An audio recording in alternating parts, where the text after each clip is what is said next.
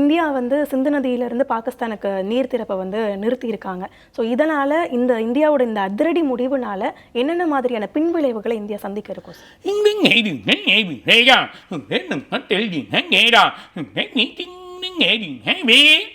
இந்த பிரச்சனைகள் பார்த்தீங்கன்னா ஒரு பெரிய குழப்பங்கள் ஏற்படுத்தும்.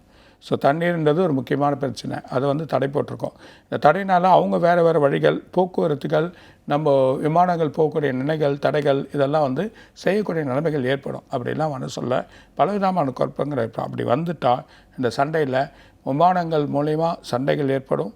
அந்த சண்டைகள் மூலிமா மக்கள் பேராஷூட்டில் வந்து இறங்கி சண்டை போடுக்க ஒரு நிலைமை ஏற்படுறதுக்கான வாய்ப்புகளும் இருக்குது. அந்த நிலைமைகள் ஏற்பட போது இருந்தாலும் அதை தவிர்த்துக்கான வழிமுறைகள் தான் நான் பார்க்கணும். ஏற்கனவே மக்கள் இறந்துருக்காங்க, இன்னும் மக்கள் அதிகமான இதுவாகிடக்கூடாது, இறக்கக்கூடிய நிலைமைக்கு போகக்கூடாது. அதனால் மக்களோட செயலுக்கு தேர்ந்த மாதிரியா மக்களோட இதுவை பார்க்கறதுனால அவங்களே ஒரு முடிவு எடுத்து செயல் பண்ணுவாங்க. அதுக்கான வழிமுறைகள் கிடச்சிரும். அதுவும் மீறினா இந்த ராகுவோட கழகத்தை யாரும் நிறுத்த முடியாது.